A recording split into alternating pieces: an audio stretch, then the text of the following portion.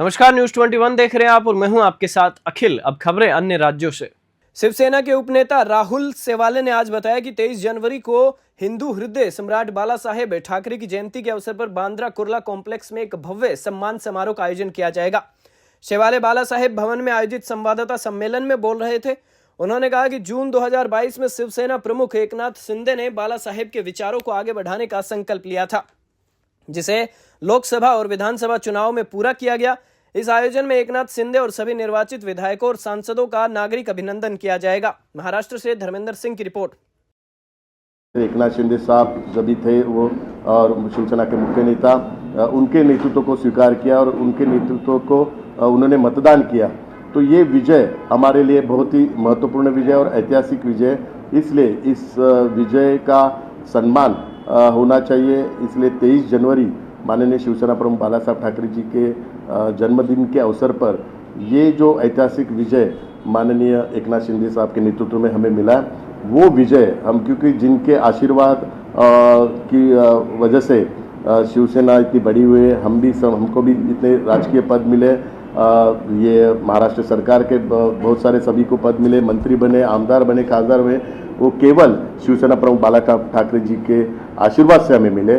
तो ये जो ऐतिहासिक विजय हमें मिला है, वो ऐतिहासिक विजय शिवसेना प्रमुख बाला साहब ठाकरे जी को हम समर्पित करते हैं। इसके लिए 23 जनवरी को भव्य नागरिक सत्कार सम्मान माननीय उप मुख्यमंत्री एकनाथ शिंदे साहब का, उनके मंत्रिमंडल के सदस्य और जो हमारे एमएलए, जो हमारे एमपी है, जो चुन के आए हुए, उनका एक भव्य सत्कार हमने रखा है। इस सत्कार का एक विशेष रूप ये है कि जिन लाडली बहनों की वजह से महायुति को यश प्राप्त हुआ है, उस लाडली बहनों के हाथों से ये सत्कार माननीय उप मुख्यमंत्री एकनाथ शिंदे साहब का होगा। और उस बीकेसी में कार्यक्रम होगा शाम को 6 बजे। सोनू निगम और अपना अवधूत गुप्ते, इनका वहाँ पे कार्यक्रम हमने आयोजित किया हुआ है।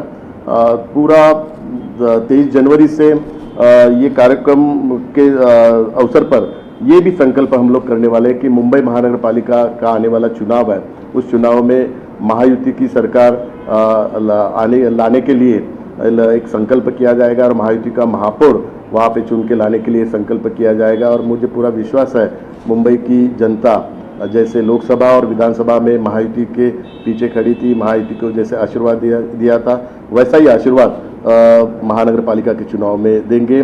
23 जनवरी से हम एक सदस्य नोंदणी का एक अभियान भी शुरुआत करने वाले हैं। और ये भी आप सभी को पता है कि 9 फरवरी को माननीय उप मुख्यमंत्री शिवसेना के मुख्य नेता एकनाथ शिंदे साहब का जन्मदिन है। तो 23 जनवरी से 9 फरवरी तक एक सदस्य नोंदणी का अभियान हम शुरुआत करने वाले हैं। और पूरे महाराष्ट्र में ज़्यादा से ज़्यादा शिवसेना के सदस्य का रजिस्ट्रेशन का एक बड़ा ड्राइव लिया जाएगा और ज़्यादा से ज़्यादा सदस्यों को रजिस्टर किया जाएगा।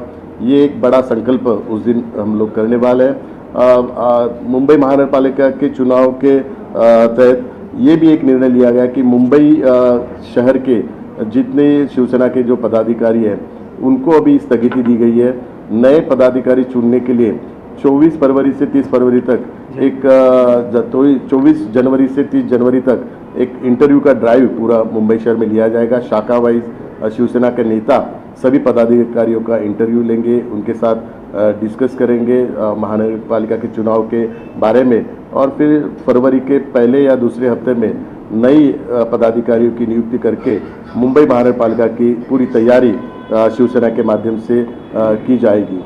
जो महायुति को जो यश प्राप्त हुआ है और विशेष रूप से शिवसेना को, जो शिवसेना के 57 एमएलए चुन के आए हुए माननीय मुख्य नेता एकनाथ शिंदे साहब के नेतृत्व में, उसके लिए भी एक लोगों का आभार व्यक्त करने के लिए पूरे महाराष्ट्र में एक आभार यात्रा निकाली जाएगी। और उसकी भी शुरुआत 24 जनवरी से लेके 9 फरवरी तक की जाएगी। और पूरे महाराष्ट्र में माननीय मुख्य नेता उप मुख्यमंत्री एकनाथ शिंदे साहब लोगों का, मतदाताओं का आभार व्यक्त करते हुए एक दौरा करेंगे। एक सवाल ये है कि रायगढ़ और नासिक के पालक मंत्री पद को लेकर के भी शिवसेना में काफी नाराजगी है और लगातार मुख्यमंत्री से भी इस बात की शिकायत की है विधायकों ने और मंत्रियों ने, इसको क्या देखते हैं? रायगढ़ का पालक मंत्री और नासिक का पालक मंत्री, क्योंकि रायगढ़ में हमारे 3 विधायक हैं और नासिक के पालक मंत्री इसके पहले दादा भूसे थे, तो शिवसेना का ये पहले से ही डिमांड थी कि ये दोनों जगह के पालक मंत्री पद शिवसेना को मिलनी चाहिए, लेकिन दुर्भाग्य से वैसा निर्णय नहीं हुआ। तो हमारे जो विधायक है, एमएलए, उनमें नाराज़गी है।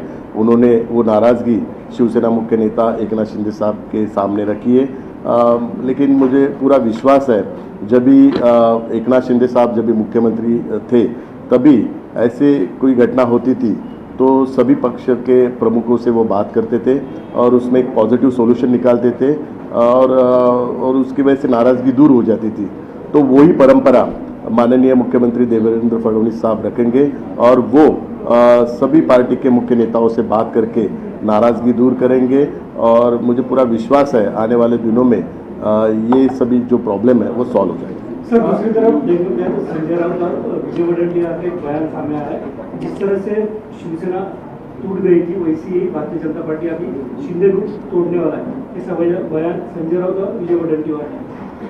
मैं आप सभी को यही बताना चाहता हूँ कि 23 जनवरी को जैसे ये हमने भव्य कार्यक्रम आयोजित किया है, तो 23 जनवरी को एक राजकीय भूकंप भी हो सकता है और कांग्रेस के कुछ विधायक और उबाटा के कुछ विधायक वो शिवसेना में शामिल होने के लिए बहुत दिनों से हमारे संपर्क में है। तो उस दिन कुछ तो राजकीय भूकंप हो सकता है। तो इसकी खबर उनको मिलने की वजह से वडेट्टीवार और संजय राउत जी ये बयान दे रहे हैं, क्योंकि उनके जो एमएलए है, उनके जो विधायक है, वो पार्टी छोड़ के न जाए।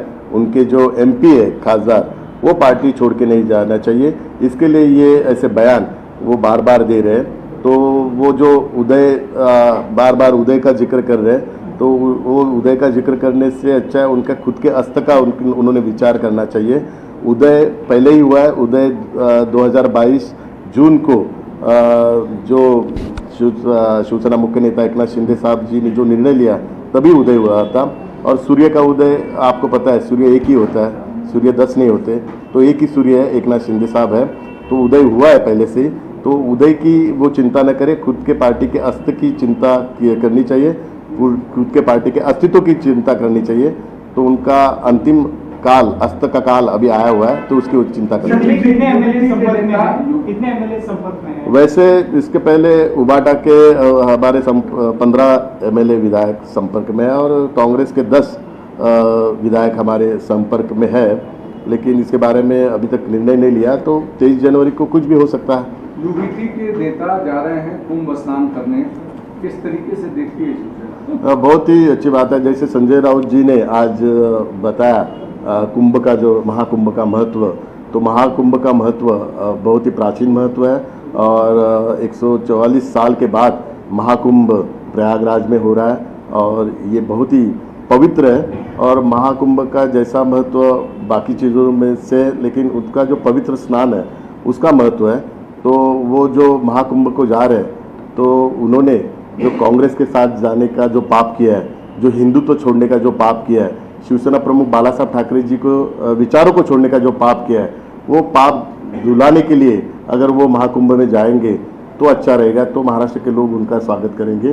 तो महाकुंभ में जाके वो पाप वहाँ पे धुला के आना चाहिए। क्या सिर्फ नेताओं को इस नसीहत दे रहे हैं कि पार्टी प्रमुख को भी कहेंगे?